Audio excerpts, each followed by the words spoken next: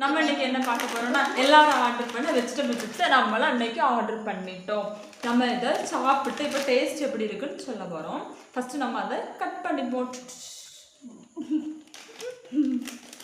Cut பண்ணியாச்சு. Cut பண்ண அப்புறம் இப்படி தான் இருக்குது. சாப்பிட்டு பார்ப்போம். கொடுக்கணும் சாப்பிட்டு பார்த்து எப்படி இருக்குன்னு சொல்ல. அடுத்தது நான் அந்த மேங்கோவை நானும் எடுத்துட்டு பார்க்கேன்.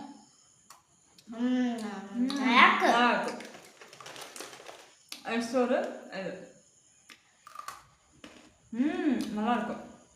நம்ம இதில் இன்னைக்கு என்னெல்லாம் இருக்குன்னு பார்க்க போகிறோம்.